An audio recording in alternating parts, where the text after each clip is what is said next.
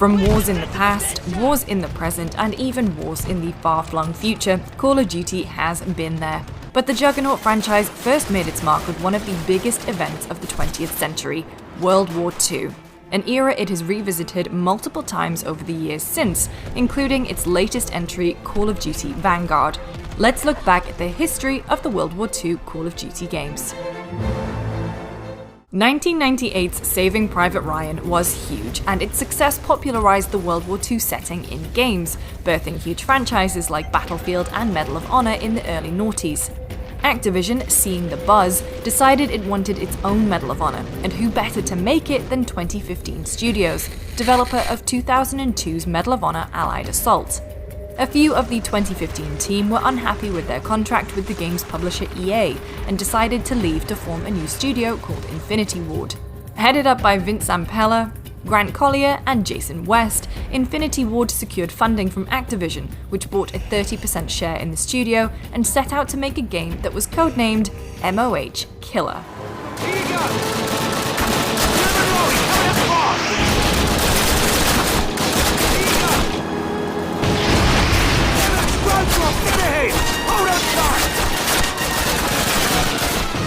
Despite the name though, the Infinity Ward team didn't just want to make a Medal of Honor clone where the protagonist was some sort of super soldier who the fate of the war depended on.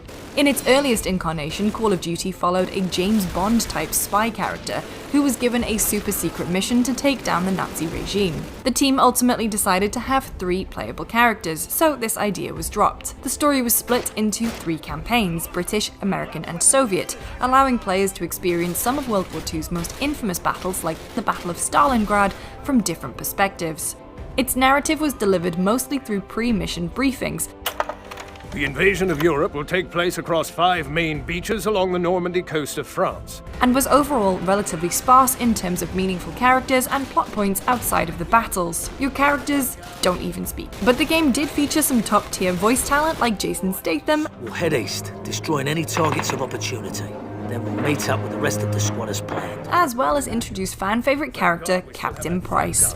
We can use it to hold the bridge until our relief shows up.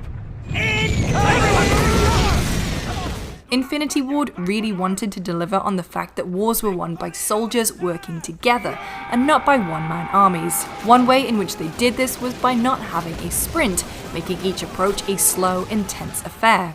Call of Duty was all about brotherhood and working together with your squad. The dev team was made up of history buffs, and they drew upon their own knowledge and undertook vast amounts of research to ensure that the weapons, vehicles, and artillery were accurate to the time period, even going so far as to record weapons firing and reloading in real life to use in the game. To increase immersion, if a grenade or explosion went off near you, your character would experience shell shock, where the audio would be muffled and your vision blurred.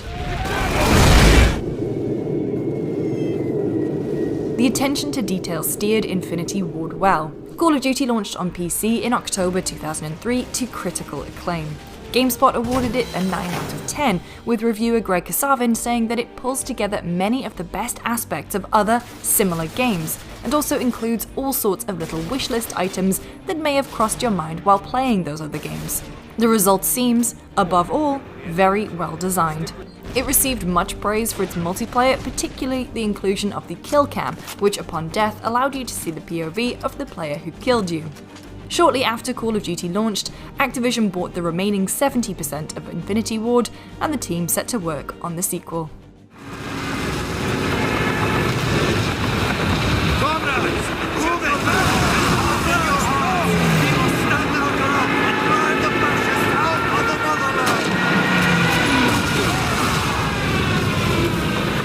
But before we saw Call of Duty 2, we got United Offensive, an expansion pack made by Grey Matter Interactive and Pi Studios. It added new single-player missions as well as more multiplayer content. Once again, the campaign was split up into 3, and while the levels were relatively straightforward, they were bigger and offered more variety to the gameplay. Grey Matter added bombastic, on-rails action sequences, including one on a plane and one with a gunboat. Overall, the game had a faster, more modern-feeling pace. There was sprinting, new weapons like flamethrowers, and the ability to cook grenades. Multiplayer saw a number of new additions, including new maps, a ranking system, and game modes, including Domination and Capture the Flag. And while single player may have had on-rails missions, multiplayer offered a little more freedom by letting you drive, meaning you could cross those bigger maps with ease.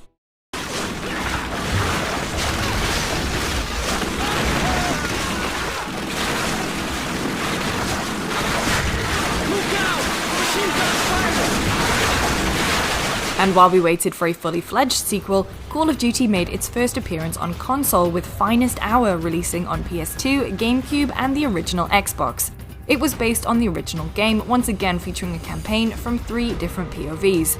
It fared okay on the older hardware, but Finest Hour wasn't exactly the best looking game, especially compared to the original game on PC, and it had some design quirks like a lack of checkpoints and impossible to predict grenade tosses. However, it did work harder to establish a more gripping and personal narrative. Developer Spark Unlimited even pulled in Brian Johnson from AC/DC to play Sergeant Starkey. Cock your guns, wet your sights, and ride on. Finest Hour had mixed reviews on launch, but sold over 1 million copies in just under a year. In 2005, Spark filed a lawsuit against Activision for $10 million, accusing Activision of fraud, misrepresentation, and breach of contract, claiming that Activision threatened to pull funding of Finest Hour unless Spark agreed to take a lower royalty rate on the game. Spark also filed an injunction to try to prevent the release of Call of Duty Big Red 1. Activision ended up countersuing, claiming monumental incompetence from Spark. As of 2007, the lawsuit was unresolved, with Spark going on to make Lost Planet 3 with Capcom. The developer eventually closed down in 2015. Move fast, get topside, and get the job done!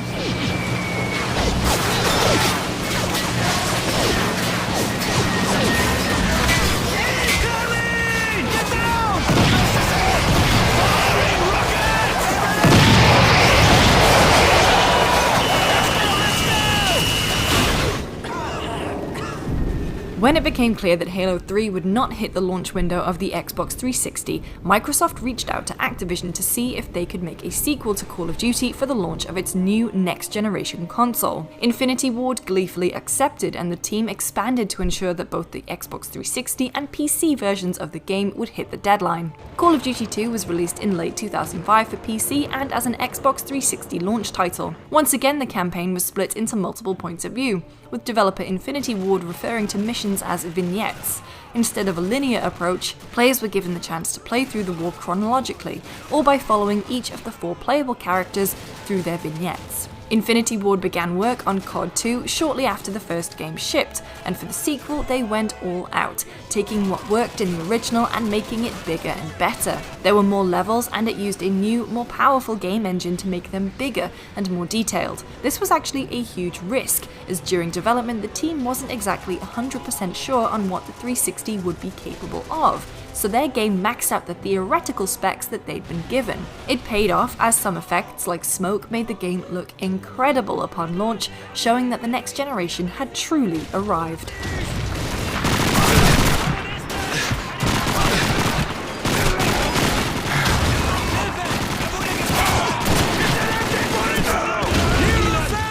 There were multiple objectives, and the reins were loosened on the player so you could tackle them in whichever order and way you liked. There was an even bigger emphasis on squad missions, meaning that the friendly and enemy AI was vastly improved. Enemy AI would work harder to flank you, and friendlies used something called battle chatter to inform you of what was happening around you. Tanks up above! Get down!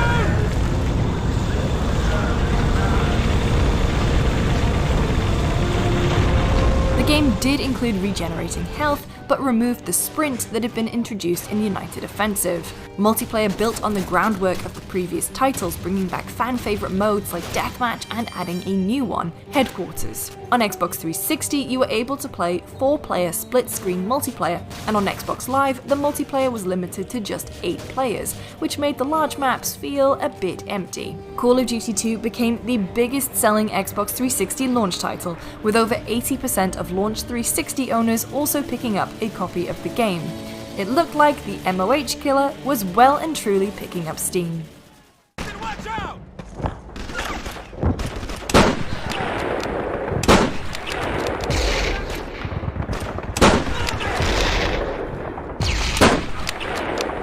If you hadn't quite upgraded to a next-gen 360 in 2005 but still wanted to play the latest COD, you could get Call of Duty 2 Big Red 1 for the original Xbox, GameCube, and PlayStation 2. Co-developed by Grey Matter Interactive and Treyarch, its campaign chronicled the adventures of the US Army's 1st Infantry Division through the eyes of a rookie private as they battle around the world during the war.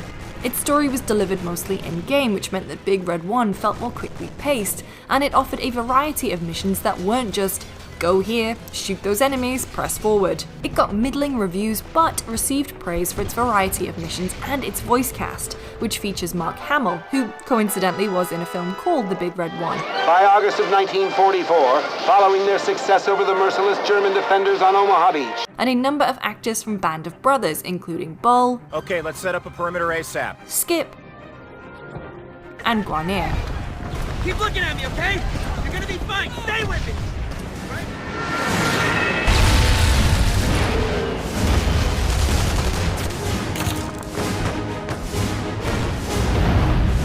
By this point, Call of Duty had become annualized, and with Infinity Ward hard at work on Call of Duty 4 Modern Warfare, the first COD not set during the Second World War, Treyarch stepped up to make Call of Duty 3. Allegedly made in just 8 months, the game followed British, Polish, Canadian, and American soldiers through the events of the Normandy Breakout, the weeks-long push that allowed the Allies to recapture Paris towards the end of the war. With Treyarch revealing that the game had been built from the ground up for next gen, it came with a bunch of improvements like a better physics engine, destructible environments, and multiplayer that could handle up to 24 players rather than the paltry 8 from Call of Duty 2.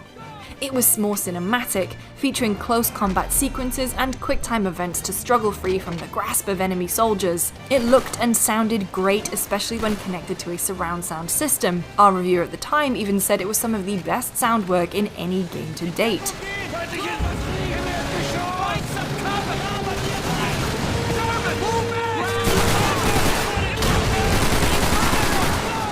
Gameplay-wise, it didn't exactly reinvent the wheel, but it was a solid entry. Call of Duty 3 was a launch title for the PS3, with some features specifically made to use its 6-axis motion controls. Interestingly, it doesn't have trophies because they just weren't a thing yet. But it didn't come out on PC, instead launching on just about everything else, including last-gen consoles and the Wii.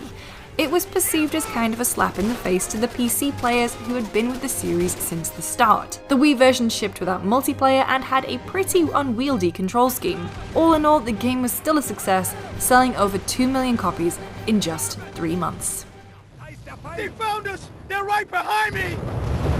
Ah! Crowds! Get on the machine gun! Roads to Victory is a PSP exclusive game developed by Amaze Entertainment, because if Medal of Honor was on the PSP, Call of Duty was going to be on the PSP, goddammit. Admittedly, it wasn't that great, but then again, most first-person shooters struggle when on handheld consoles. In an attempt to be more comfortable to play, Roads to Victory offered different control schemes, a pretty over-enthusiastic auto-aim, and dumbed-down AI. But ultimately, it was pretty buggy, and the game's lack of checkpointing meant that frequently progress would be completely lost due to the game crashing. Grab a rifle. We're gonna tear this place apart. Roebuck, signal the strike team. Technically the first game in the Black Ops continuity, World at War returned players to World War II after a year off, with an all-star cast featuring Kiefer Sutherland, Miller, you're okay. Thank God. and Gary Oldman, who would go on to reprise his role in 2010's Black Ops. The heart of this army can never be broken. Its campaign was split between the Americans at the Pacific Theater and the Soviets on the Eastern Front. New to the series was the ability to play the campaign with friends, with each having the same objective and even compete for high scores. COD multiplayer was revolutionized with Modern Warfare, and in World at War it well and truly found its groove, with experience points, perks, and kill streaks rewarding players at every turn and making for a truly intoxicating experience. But World at War's biggest contribution to the COD formula was the introduction of Zombies, a co-op wave-based survival mode that sees players repelling waves of Nazi zombies. It was unlocked after completing the main campaign. Zombies was made late in the development schedule. Some developers were toying around with the idea and implemented it in the game. The team realized they were onto something. It was addictive and a really fun release from the heavy themes of the campaign. In its initial form, it was pretty bare bones, but in later games there was lore, Easter eggs, and puzzles, eventually becoming its own full standalone mode. Call of Duty World at War Final Fronts was released for PlayStation 2, developed by British Team Rebellion. Unfortunately, it was hamstrung by power limitations on the old console and suffered from poor AI and outdated graphics. And then, we had a break from World War II in COD for almost a decade. The franchise at this point was still annualized, and in the meantime, we cracked the numbers, Mason, paid our respects, and had a cool dog pal. But over time, the actual gameplay of COD got weirder and floatier. It was a far cry from the no one-man armies ethos that Infinity Ward held strong to. In Advanced Warfare, you could even wall run. In 2017, it was time for a change, and we got our boots on the ground in Call of Duty World War II. Incoming! Move your ass! Daniel, let's move! Just back! Right behind you! Now developed by Sledgehammer Games, a studio that had cut its teeth working with Infinity Ward on Modern Warfare 3, World War II removed the gamier parts of COD, like regenerating health and double jumps, and its campaign was far more mature than anything COD had touched before, even featuring Nazi concentration camps and showing the atrocities of war. Its multiplayer also saw numerous changes and additions, like a new class system called Divisions, a social hub space called Headquarters, and a new game mode called War. Similar to Battlefield's Rush, the multi-phased mode sees one team attempt to conquer areas on a huge map while the other defends. Zombies was also included. In the 10-year gap since the previous World War II-based Call of Duty, the franchise had become the juggernaut we think of it as today. World War II earned $1 billion in just under 2 months, and on its launch weekend, doubled the amount of money made by the previous entry, Infinite Warfare, in the same time span. It was clear that players had missed the World War II setting. Something's not right. Oh my god! Holy shit! Goddamn Zeros out of nowhere! They're on our torpedo bombers. Fighters aren't here yet. S-17, get on those bandits. Which brings us to Call of Duty Vanguard. Once again helmed by Sledgehammer, its storyline follows 4 soldiers as they come together to form what later became known as a Special Forces team. Each member of the squad brings their own unique skills, and you get to play out their backstories before the 4 all come together to take out a Nazi train convoy.